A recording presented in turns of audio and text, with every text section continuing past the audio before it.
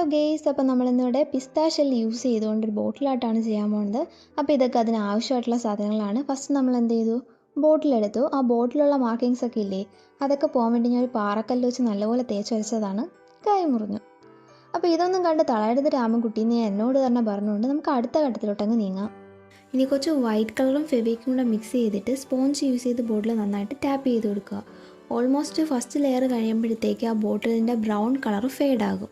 ഇപ്പോൾ ഒരു 10 മിനിറ്റ്സ് കൂടെ കഴിഞ്ഞിട്ട് സെക്കൻഡ് കോട്ടിങ്ങും കൂടെ അടിക്കണം. എനിക്കിതിൻ്റെ ആ ഫൈനൽ ലുക്ക് കാണാനുള്ളൊരു എക്സൈറ്റ്മെൻറ്റ് കാരണം സെക്കൻഡ് കോട്ടിങ് അടിക്കാനുള്ള ക്ഷമയൊന്നും ഇല്ലായിരുന്നു. അപ്പം നിങ്ങൾ ചെയ്യുമ്പോൾ ഉറപ്പായിട്ട് സെക്കൻഡ് കോട്ടിങ് അടിക്കണം.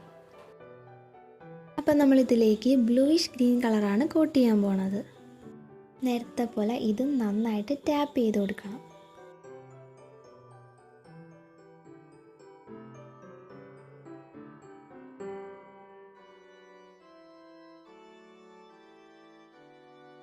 അപ്പോൾ കോട്ട് ചെയ്ത് 20 മിനിറ്റിന് ശേഷം പിസ്താ ഷെല്ല് ഫെവിക്വിക്ക് യൂസ് ചെയ്ത് ബോട്ടിലിൽ ഇതേപോലെ ഒട്ടിച്ചു കൊടുക്കണം.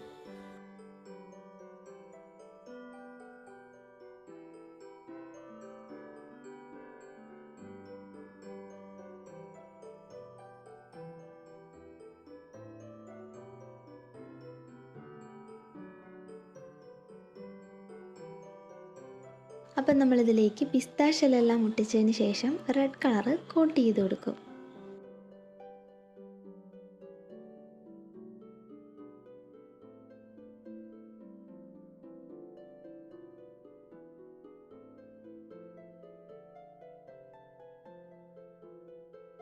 അപ്പോൾ കോട്ട് ചെയ്തതിന് ശേഷം പിസ്താ ഷെല്ല് വൈറ്റ് കളർ യൂസ് ചെയ്ത് ഇതേപോലെ ഡോട്ട് ഇട്ട് കൊടുക്കണം.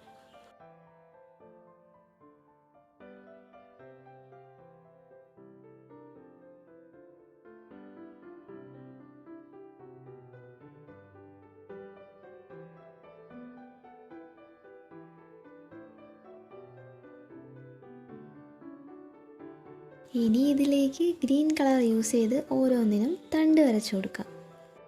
ഞാനിവിടെ സ്ട്രോബെറിയുടെ തീമാണ് കൊണ്ടുവരാൻ നോക്കിയത്. അപ്പോൾ സ്ട്രോബെറി പോലെ ഉണ്ടോ ഇല്ലയോ എന്ന് നിങ്ങൾ തന്നെ കമൻറ്റ് ബോക്സിൽ പറയുക.